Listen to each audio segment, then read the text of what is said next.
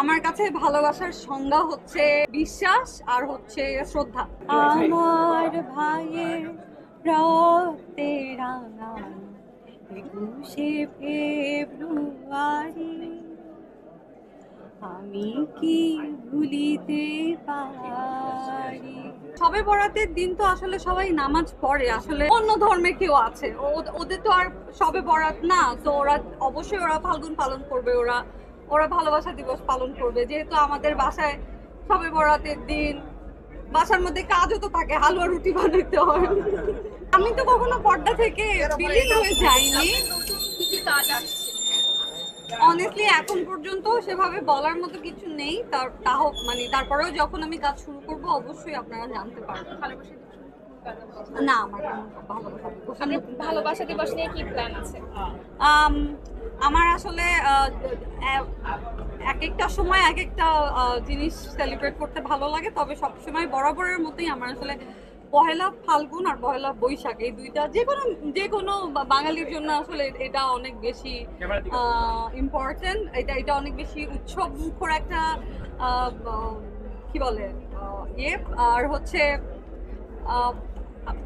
এই এই দুইটা এই দুইটা ডে আসলে প্রত্যেকের আমি চাই যে আসলে প্রত্যেকের আসলে এটা ধারণ করা উচিত, বিকজ এটা বাঙালি বিউটি না।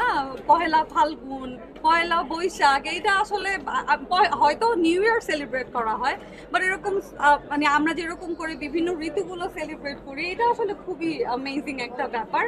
তো আমরা আসলে ওইটাতে বেশি ফোকাস করি। অবশ্যই ভালোবাসা দিবসও আমার খুবই পছন্দের।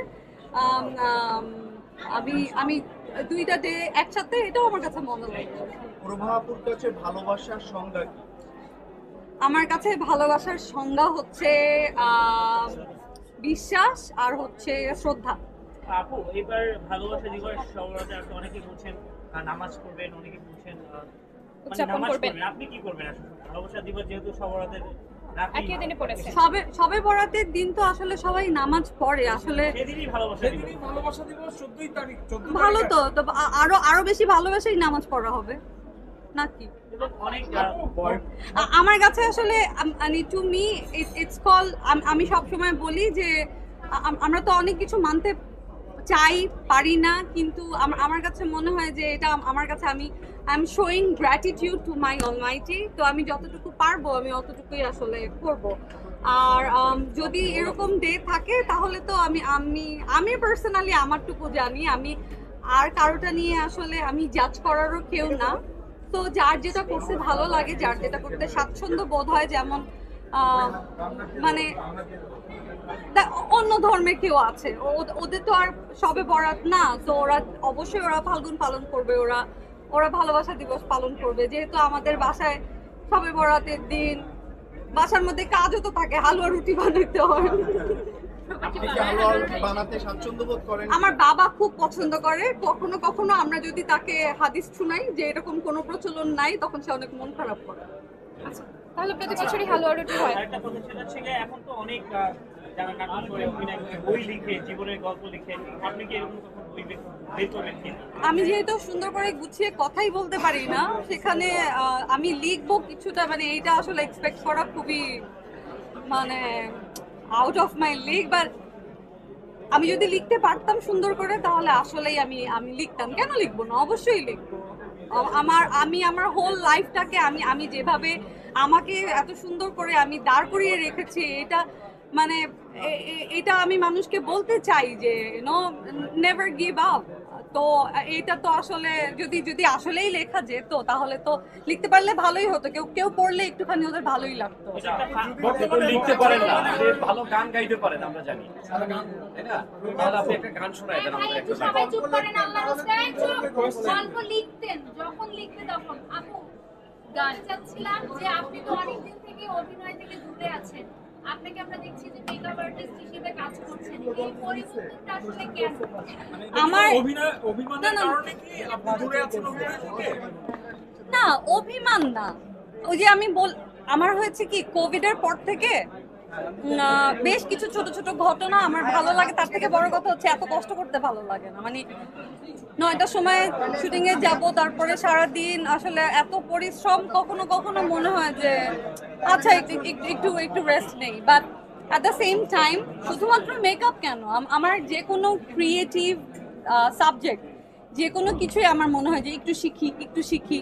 তো আমি কিন্তু গ্র্যাজুয়েশন করেছিলাম ফ্যাশন ডিজাইনিং এ, এটাও কিন্তু একটা ক্রিয়েটিভ সাবজেক্ট।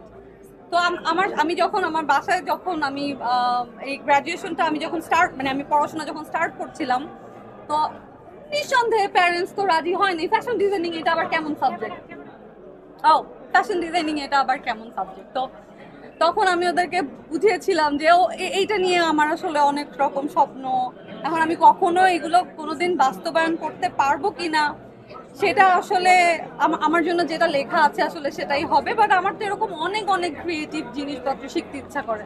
আমার কখনো ইচ্ছা করে আচ্ছা মেকআপ শিখেছি, আচ্ছা একটু ফ্রি টাইমে কয়েকদিন যদি একটু ফ্রি টাইম পাই একটু কেক বানানো শিখবো।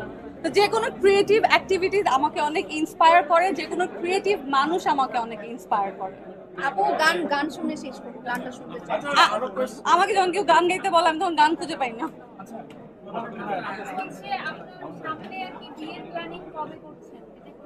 No personal question please, thank you. তাহলে কি গান একটা গান শুনতে চাই। তো আমি গান আরেকদিন শোনাবো, কারণ হচ্ছে প্রথমত শোনেন আমি আগে বলি, আমি গল্পটা শুনবো আজকে 2 লাইনের গান। হ্যাঁ আপু 2 লাইন। আমার তো কোনো গান মনেই আসতেছে না।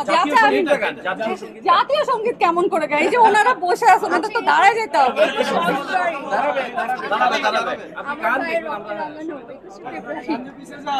ওকে থ্যাংক ইউ এতটুকুই না।